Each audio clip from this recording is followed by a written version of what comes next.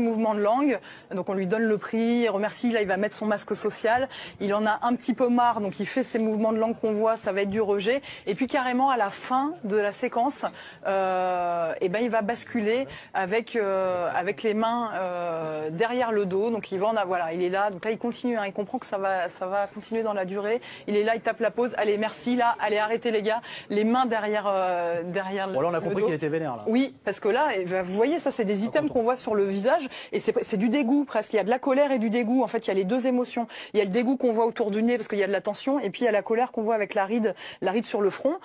Et puis les mains qui passent derrière le dos. Ça c'est génial parce que on se rend compte que les aires cérébrales les plus actives, en fait, c'est la bouche, le langage et les mains. Et quelque part, les gens qui mettent les mains derrière le dos, c'est qu'ils ont des choses à cacher. En tous les cas, qui sont dans le non-dit. Et il y a quelque chose qui est de l'ordre du bon, j'ai pas envie d'en dire plus. Et là, je dirais rien. Et en l'occurrence, c'est ce qu'on comprend que voilà, il a joué le jeu. Et à ce moment, quand est-ce qu'il fait ça? On lui dit, vas-y, garde le prix, garde le prix, non, garde le trophée un peu plus longtemps dans tes mains. Et là, il fait non comme ça. Et en fait, il y a de la colère et du dégoût qui arrive à ce moment-là. Et du coup, il met ses mains derrière le dos pour faire comprendre qu'il le prendra pas ce prix-là. Et du coup, on peut même se poser la question, qu'est-ce que ça vient représenter pour lui cette coupe-là? Est-ce qu'il en voulait vraiment? Il en voulait. Bah là, visiblement, non, il en voulait pas. Il a joué le jeu, il a mis son masque, mais franchement, regardez la tête qu'il fait à la fin. Et quand on lui dit, vas-y, garde-le ce prix-là.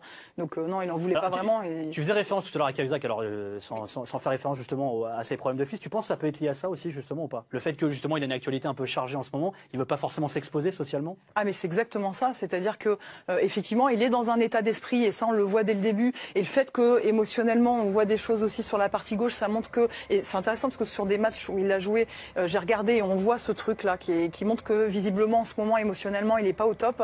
C'est des choses qu'on retrouve. Donc là, il est dans un état d'esprit qui est négatif, mais il joue le jeu pendant qu'on lui remet le prix. Mais on voit que c'est très fugace, ça dure pas ce truc-là. Et il y a une émotion négative qui reprend de suite le pas, mais et beaucoup de colère et de dégoût. Donc ça, c'est voilà, c'est intéressant.